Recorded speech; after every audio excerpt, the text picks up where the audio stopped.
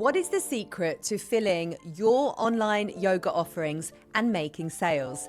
Today I'm going to share that with you because I see so many yoga teachers with beautiful websites, amazing courses, and 0 students enrolled. Now, you might think that you need better content or more advanced teacher trainings. That's not it. The gap between those teachers who consistently make sales and those who are struggling has nothing to do with your experience level. And it has everything to do with one fundamental secret that changes how you show up, how you market, and how you sell. Now, if you're new here, my name is Kelly McHugh. I'm the founder of Digital Yoga Academy, and I've helped over 20,000 yoga teachers to build their online businesses. And in this training, I'm breaking down exactly what that secret is and how you can implement it starting today. So let's get into it.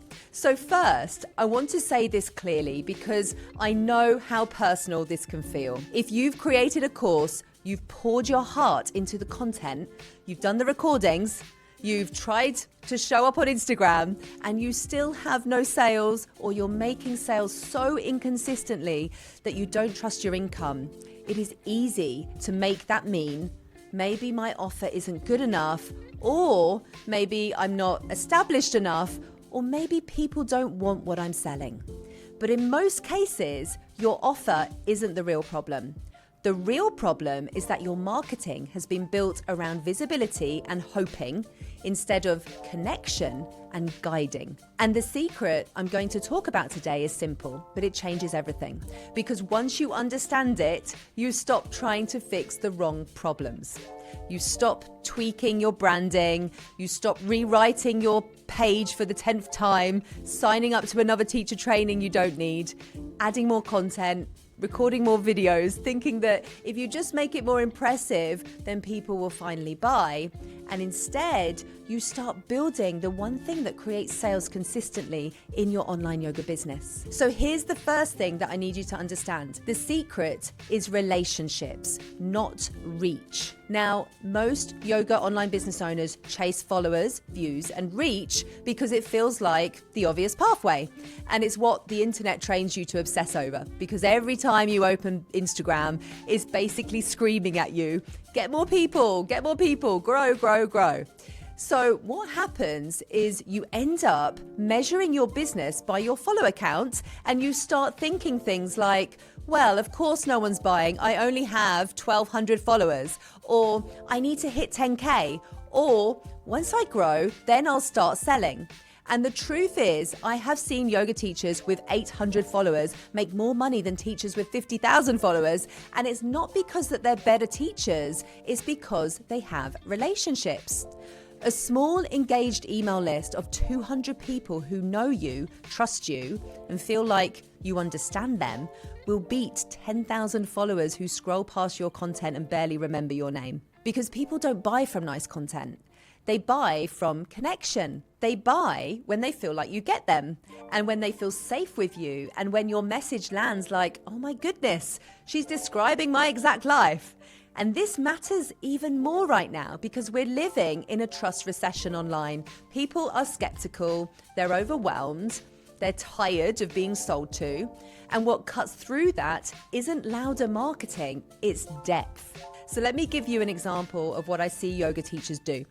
They post a reel with a beautiful flow, maybe a quote, maybe a calming voiceover, and then at the end they say something vague like, join my course, link in bio. And then they feel confused when no one buys. Now that reel, it may have reached 3,000 people, but it didn't build relationship. It didn't create the feeling of this person understands my problem and can lead me somewhere. Relationship is built through you being specific, through conversation and through consistent presence that people can feel. And that might look like writing an email where you speak directly to the moment that your ideal student is living, like you're lying in bed at night, exhausted, but your mind is still running and you can't switch off and you're wondering how you're going to keep doing life at this pace. That might look like you sharing your story in your content content where you describe a student journey and the emotional shift that happened so that the person reading thinks, this is me and I need that. It might look like you inviting people to reply, to talk to you, to enter a conversation with you, because conversations create conversion. So if your business isn't making sales right now, one of the most helpful questions that you can ask yourself is this: do I have followers or do I have relationships? And if you don't yet have relationships, that's not a reason to panic.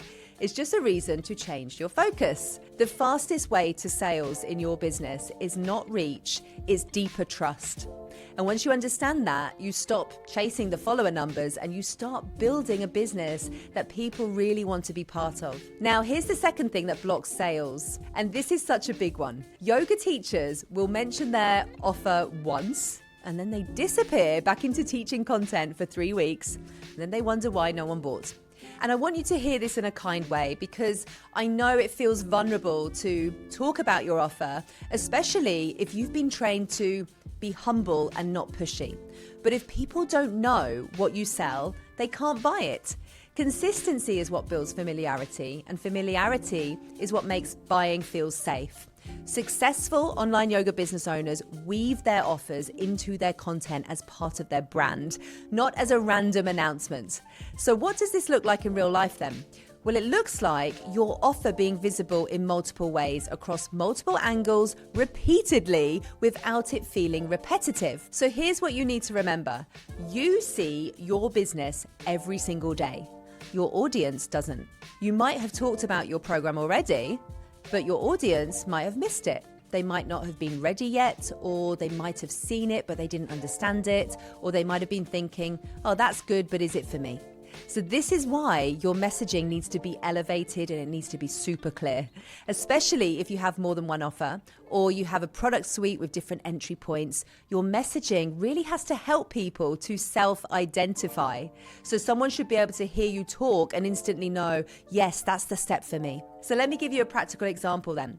If you have a low ticket offer, maybe it's a workshop or it's a short course, or you have a mid-ticket course, or maybe you have a higher level program, your content, it can't be random. It should be doing the job of guiding people into the right doorway. That might look like saying, if you're at the stage where you're dealing with stress and overwhelm and you don't have any structure for regulating your nervous system, this is the starting point. Or if you've already tried yoga classes and you know that you need consistency and accountability, then this is the program that's been built for you. You're not just saying, buy my course. You're making it so obvious who it's for and why it matters. The other piece here is that weaving your offer into your content doesn't mean posting a promo graphic every day.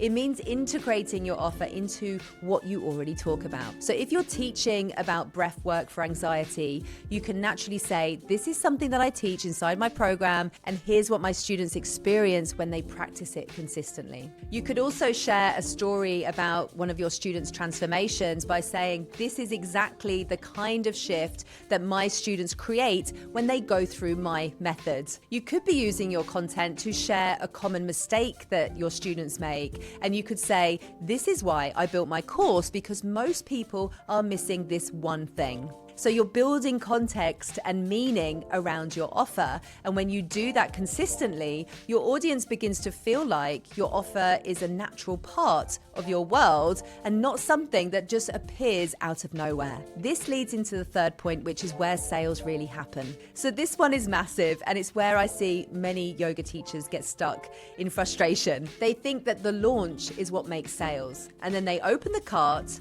and is crickets, and then they feel confused, and then they think something is wrong with their offer. In most cases, what's wrong is that the nurture was missing, because by the time someone buys, they should already be buying in their mind for a while, right? They should have been building certainty, they've been watching you, they've been reading your emails or your posts or your stories, and they've been noticing how you speak about the problem. Ultimately, they've been deciding whether they trust you, and they've been asking themselves, is this for me?